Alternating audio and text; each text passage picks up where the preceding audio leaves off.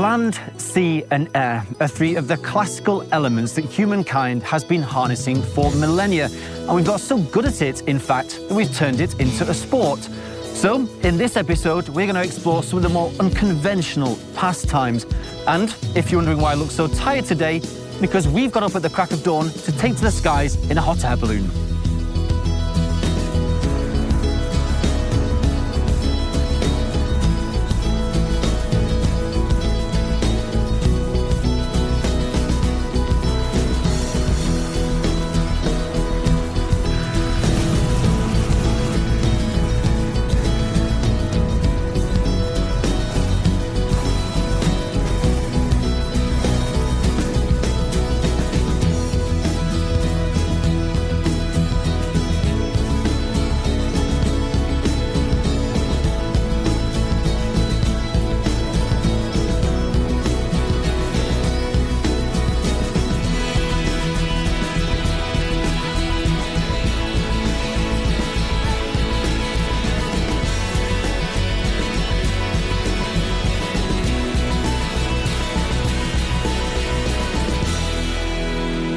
Dimitri, why is the best time to fly in a hot air balloon either dawn or dusk, apart from to take good Instagram pictures?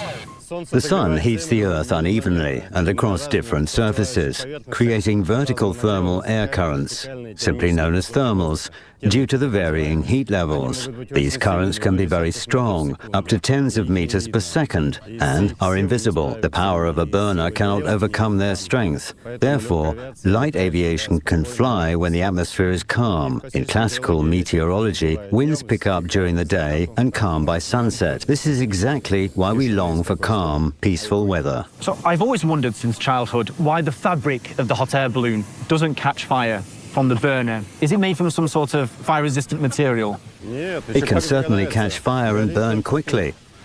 But that's what the pilot is there for, to prevent the flame from reaching the envelope. Burn-throughs do happen, more during takeoff or landing, when there's some side wind.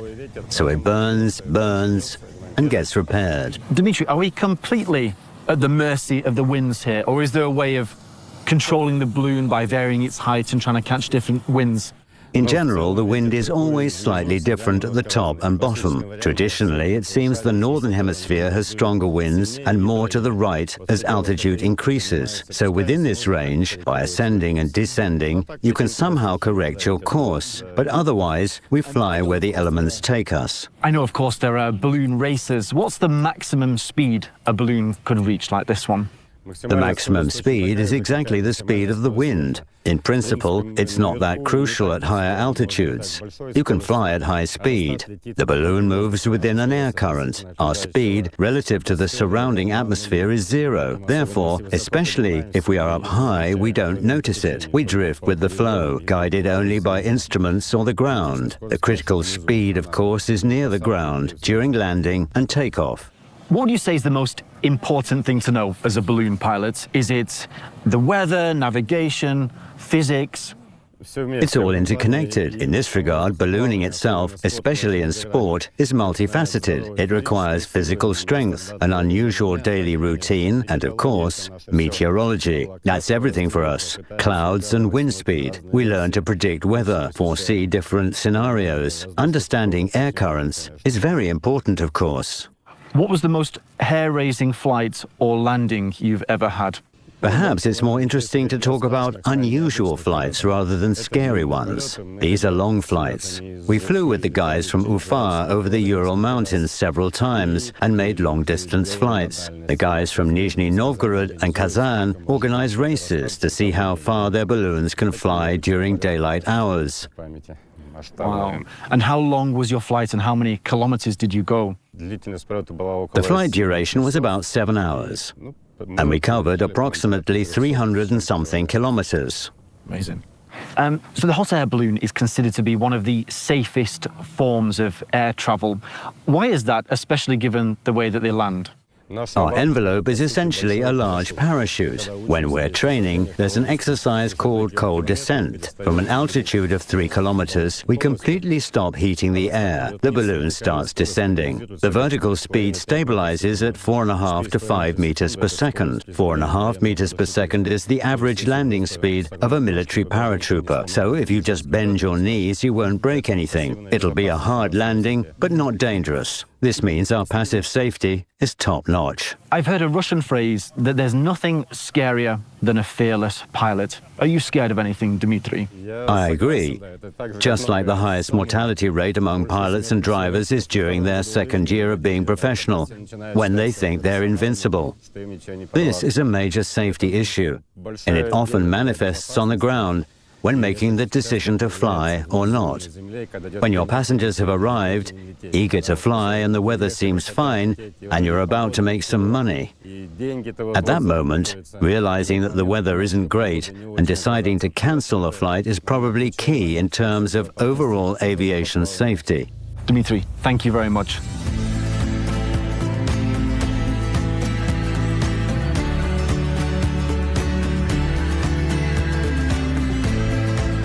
We're at Maxima Park, just outside of Moscow. It's one of the world's most advanced training centers for horse riders and their equine counterparts. And I know just the person to tell us more.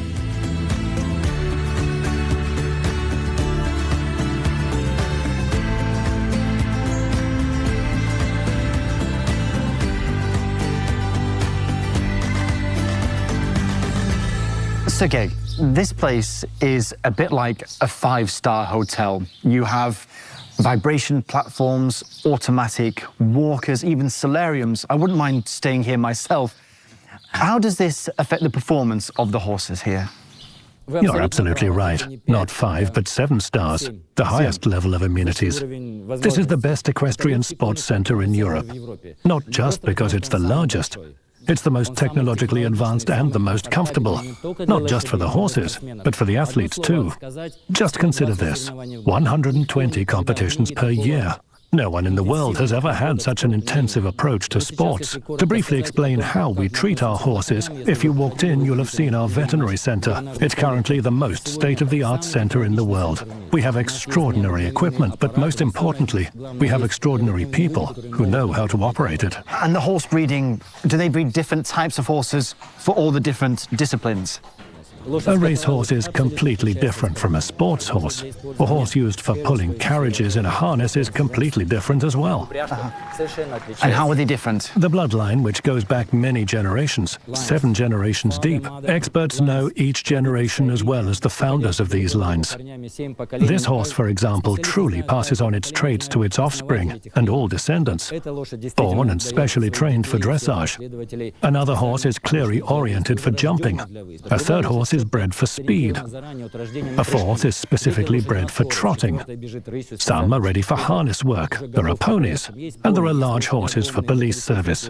This particular horse is exclusively for dressage. It has unique movements, height, strength, and mass, and most importantly, tremendous energy and a desire to move in this direction. It's difficult to train it for anything else. It can be done, but it's difficult, and there's no point in teaching it to jump, because it was born to be a dressage star. So, Sergey, can you spot a champion horse from birth?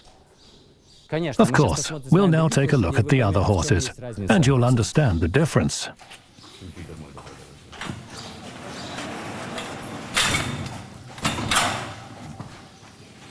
Hey, come on, open up. What a beauty.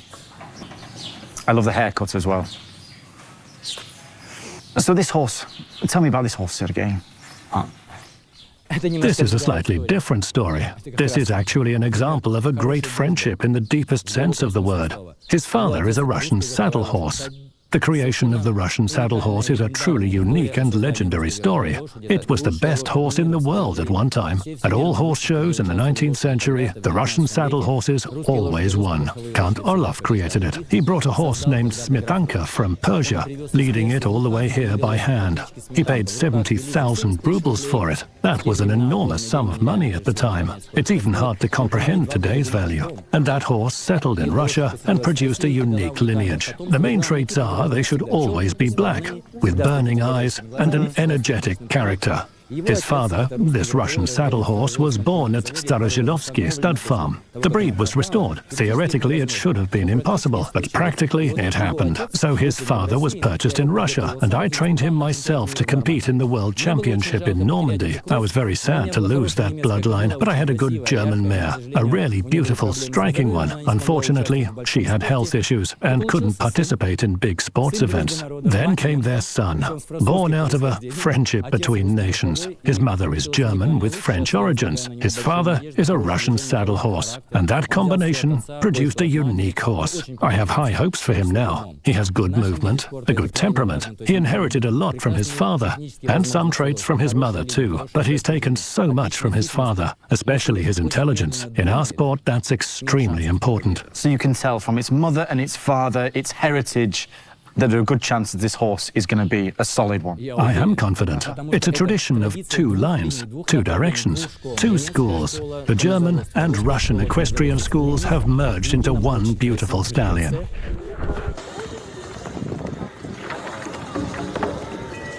Okay, let's see another horse. We have 600 horses here, but only 6 of them are mine.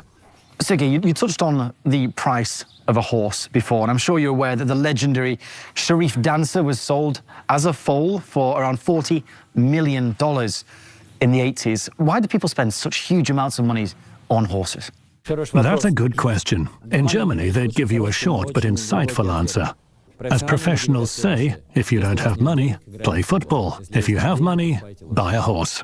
That's all you need to know. In classic horse racing, since you mentioned it, everything is extremely expensive, mainly because the prize money is enormous. This also affects the balance of price, because along with glory and pleasure, you hope to recoup your expenses and get some return. In our sport, in equestrian sports, the prize money is slightly lower, but that's not a given. It's also increasing. The biggest prize so far has been 14 million euros. But money nowadays isn't the issue. It's about the relationship with the horse. The focus is not on the athlete, the rider, or the owner. The important thing is the horse. Everything revolves around them. The beautiful stables, the investments, MRI and other technology, and so on. It's all to ensure that they're comfortable here, that they feel like partners beside us. We don't exploit them. We simply give them the opportunity to fulfill their potential. That brings us back to our earlier conversation. Everything in a horse has been passed down through generations. Our job is completely to give them the chance to express themselves. We believe it wasn't in vain that man cultivated the horse. Horses have been by our side for millennia, for centuries. They have been part of education. Today, we don't teach them, they teach us. About humanity, attentiveness and respect. We always say that we're athletes, that we train and teach. But if we talk about morality, it's from the horses that we learn. And I can see the relationship you have here with your horses, Sergei, and I can see that they feel very comfortable around you as well. Now, obviously, yeah. So there's a competition going on today, Sergei. Can we go and check it out? Good. Thanks.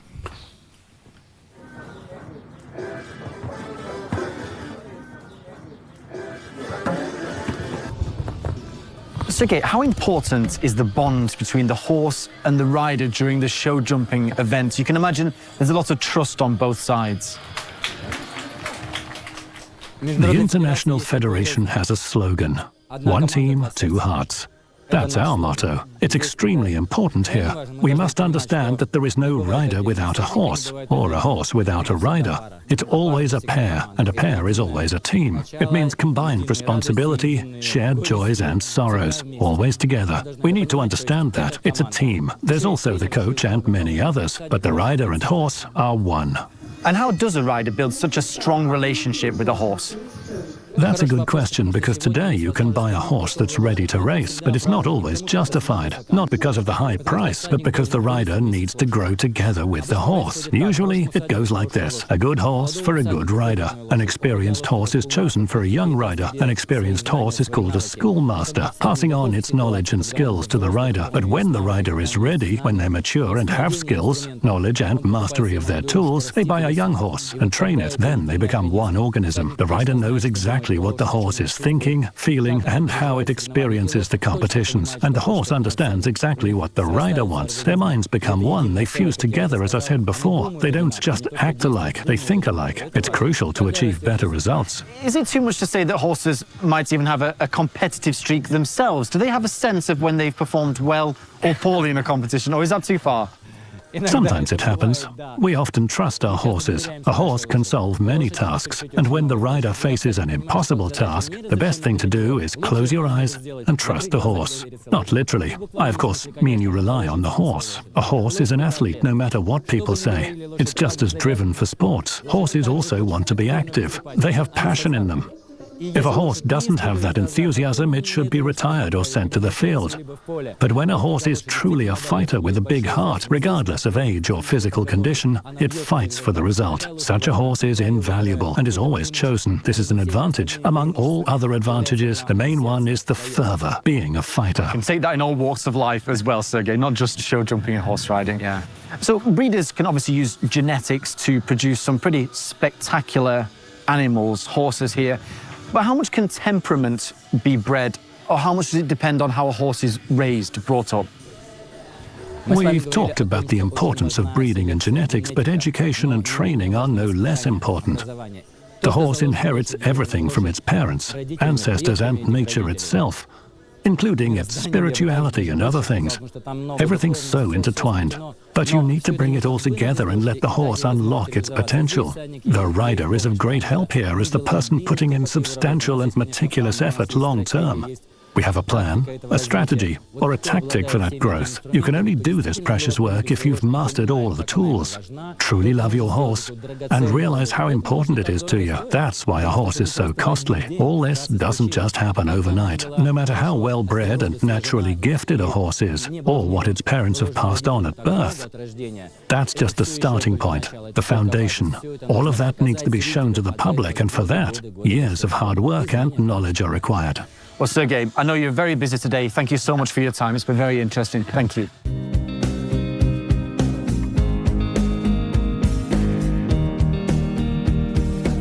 What better way to wrap up the program than to set sail off into the sunset with the wind in our hair and spray in our faces? We've come to the Moscow Regatta, where people of all skill levels can come and test their abilities.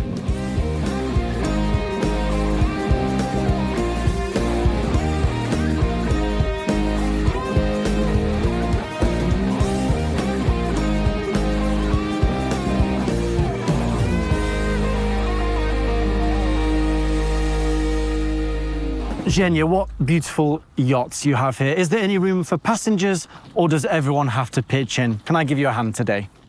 Yes, we can go sailing together. Every crew member is important, and there will be work for everyone. Let's go. Excellent, let's do it.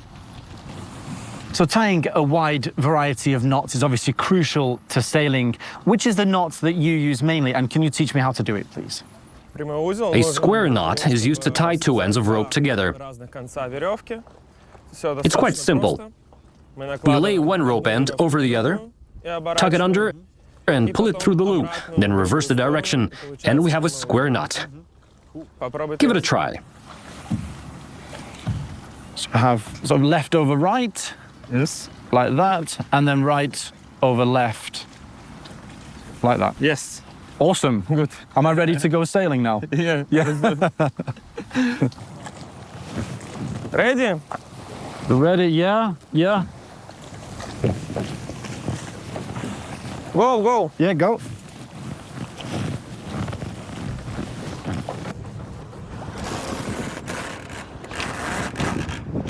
So, Zhenya, how do you learn how to read the wind, the waves, the weather? Does it take a long time? Yes, it's a great sensation, something that we feel with our skin. There are also indicators on the sail that help read the wind. That thread over there is called the telltale. If I put the yacht's bow into the wind, see, it stops. Yeah. Slowing down. To start moving again, we turn a little bit, the sail catches wind, and we're moving. It's like we're surfing against the wind. Yes. And we act as counterweights as well. The wind loads up the sails, while we sit here like this, counterbalancing the boat to help her go faster. And how many hours does it take to be able to sail a vessel like this? In low winds, we can learn to sail a boat in 10 to 12 hours. Really? However, to get ready to sail out at sea, in oceans and in storms, you need to go through some training and overcome challenges. Once you've been in a storm, or had an anchor drop off, or a sail torn, or your boat dragged away by the wind, You know how to behave in each situation. that's when you are ready for proper ocean sailing. Każdej sytuacji, da? First of all, you need to listen to your captain. He's always the highest in command on a vessel, and if the captain is calm and composed, you will be rescued in any scenario. Our rescue services do an amazing job. Well, I hope they don't need them today. And how many people are normally in a team or a crew on a yacht like this? 3, 4, or 5 people is enough, or even just 2 people, like you and I are sailing right now. Yeah. And how are the roles defined? Who's the main person on the ship? The captain is always in charge. He decides where the yacht goes, how fast or slow. He decides where to go and where to berth. Aside from that, you can take any role. You can steer or handle the sails. It doesn't matter. You can probably read what each person's thinking without even having to say it when you become such a close team. Yes, a team made up of professionals races almost in complete silence. They only exchange information about the wind, the location of opponents. Let's go that way. Lower the sail. Pull on the rope to your right. Now try to steer the boat. Always look forward. Now try to steer hard. See? It's quite sensitive. There's a gust of wind coming up. You see it? That'll make us go way faster.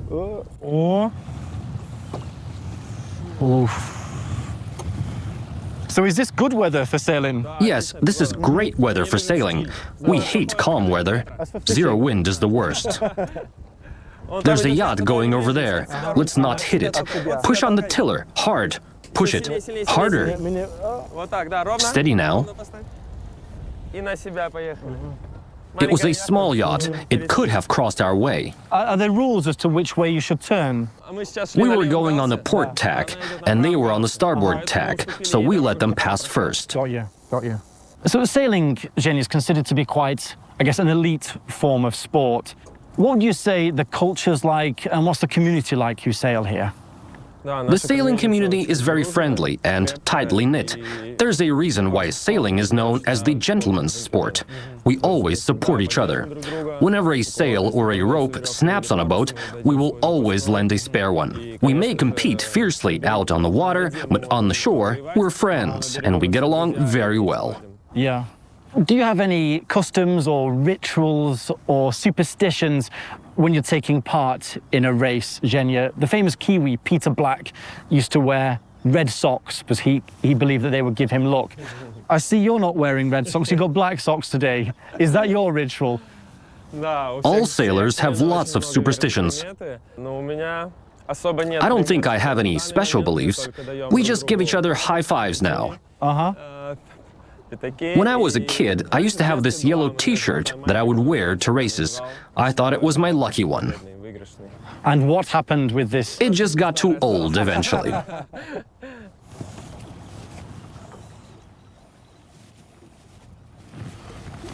What do I need to do now, Zhenya? Now we'll be setting the big sail, the Genoa.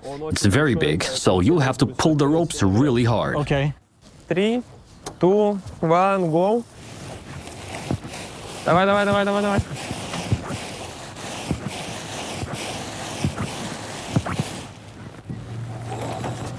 Okay.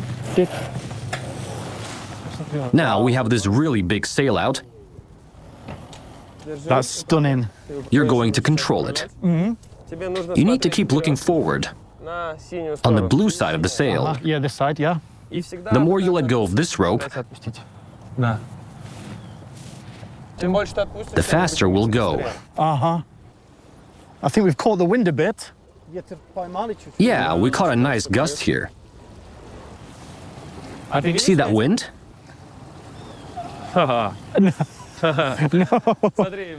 Can you see these dark spots on the water? Dark water means there's a gust of wind going over it. The wind is stronger there, so the boat will go faster. I see it now. Have you ever heard the saying that sailing races are like chess on water? I've never heard that phrase before. We use these wind spots to see where the boat will go faster, so strategic thinking is very important here. It's a thinking man's game like chess. Fascinating.